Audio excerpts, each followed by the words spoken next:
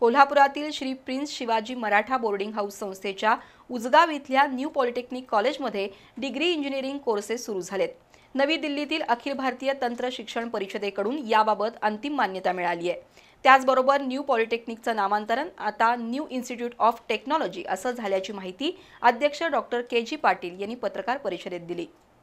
कोल्हापुरातील Shri prince Shivaji Maratha boarding house या संस्थेचं करवीर तालुक्यातील उजगाव इथं न्यू पॉलिटेक्निक कॉलेज असून यामध्ये डिग्री इंजिनिअरिंग कोर्सेस सुरू करण्यास मान्यता मिळाली आहे।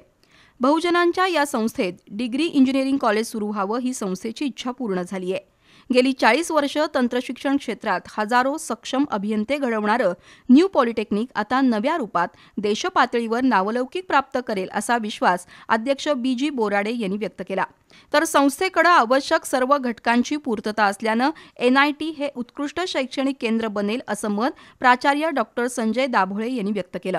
2024-25 वर्षासाठी NIT मध्ये mechanical and mechatronics, electrical electronics and power, computer science हे डिग्री कोर्सेस तसंच automobile, mechanical, civil, electrical, electronics, computer, AI/ML हे डिप्लोमा कोर्सेस उपलब्ध असतील। त्याची प्रवेश प्रक्रिया सुरू झाल्याचं प्राचार्य डॉक्टर संजय दाभोळे यांनी सांगितलं। पत्रकार परिषदेला डॉक्टर नितीन पाटील, विभाग प्रमुख सुभाष यादव, संग्रामसिंह पाटील, सुहास देशमुख, बाजीराव राजिगरे, दीपक जगताप, विक्रम गवळी, प्रवीण जाधव उपस्थित होते।